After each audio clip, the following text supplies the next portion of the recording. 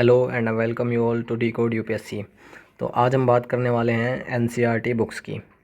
तो you all know very well the importance of NCERT books in UPSC civil services.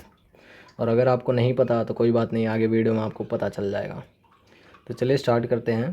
तो NCERT की importance हम इसी चीज़ से जान सकते हैं कि यूपीएससी के प्रीलिम्स में हर साल आपको बहुत से क्वेश्चन डायरेक्ट एनसीईआरटी से देखने को मिलते हैं। तो चलिए ऐसे हम एग्जाम्पल देखते हैं। तो ये है question, with reference to the religious history of India consider the following statements.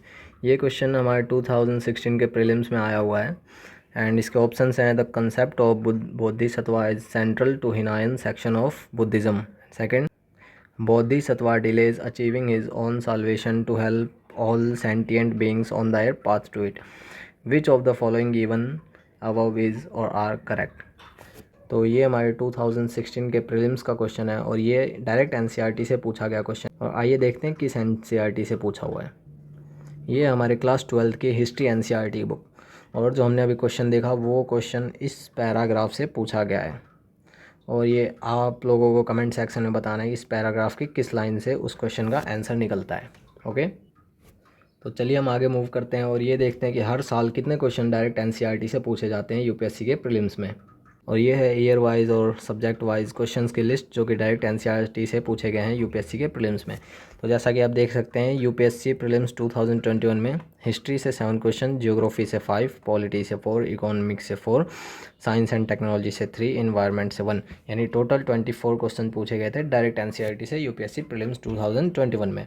ऐसे 2020 में 22 क्वेश्चन, 19 में 24, 18 में 18, 2017 में 23, 16 में 18 एंड 15 में 23। जैसा कि आप देख सकते हैं, huge amount of question is being asked from NCERT books in UPSC prelims. So let's move on.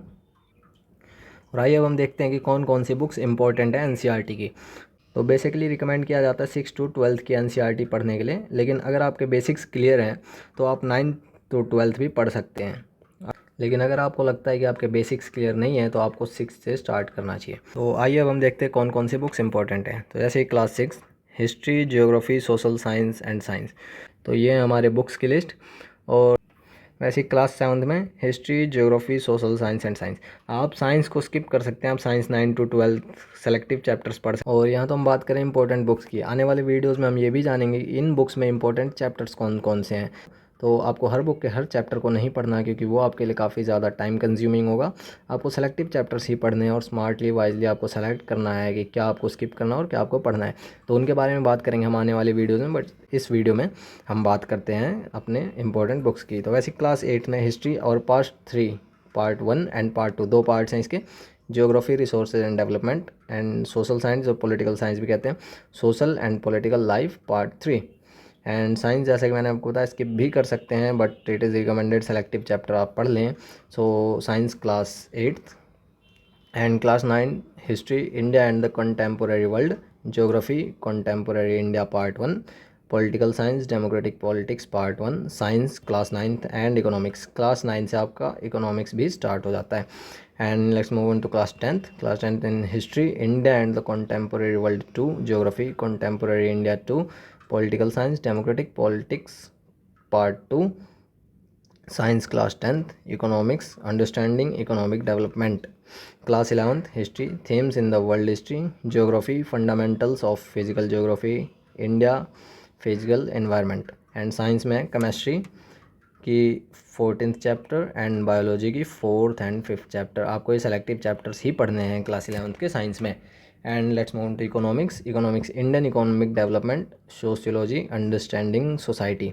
Political science में आपका Indian constitution at work and Indian culture and introduction to Indian art, living craft tradition of India chapter इनमें selective पढ़ने आपको, chapter 9 and chapter 10th। And class 12th में है history, themes in Indian history, geography, fundamentals of human geography, India, people and economy. Science में आपका chemistry के selective chapter पढ़ने हैं आपको, यूनिट 16 चैप्टर 16 पढ़ने हैं, और बायोलॉजी में 8, 9 एंड 10th चैप्टर पढ़ने हैं। इकोनॉमिक्स में आपका इंट्रोडक्टरी मैक्रो इकोनॉमिक्स, और सोशियोलॉजी में Indian society, social change and development in India. And political science में कंटेम्पोरेरी वर्ल्ड पॉलिटिक्स। एंड यहाँ पे हिस्ट्री में मैं आपको रिकमेंड करूँगा न्यू बुक्स ना पढ़ के आप तमिलनाडु बोर्ड की ओल्ड NCERT की बुक्स को प्रेफर करें। वो मार्केट में अब नहीं मिलती क्योंकि अब वो बंद हो चुकी है, बट आपको फ़ोटोकॉपी ईज़िली मिल जाएगा उसका, अमेज़ोन पे या कहीं पे भी आपको उसकी फ़ोटोकॉपी मिल जाएगी। मार्केट में भी अवेलेबल हो सकती है उसकी फ़ोटोकॉपी, तो आप वहाँ से लें। और मैं रिकमेंड करूँगा कि आप तमिलनाडु बोर्ड की ओल्ड हिस्ट्री की बुक पढ़ें, वो आपके लिए काफ़ी ज़्यादा हेल्पफुल होगी as compare to new books. And that's all for this video, see you in the next video, bye.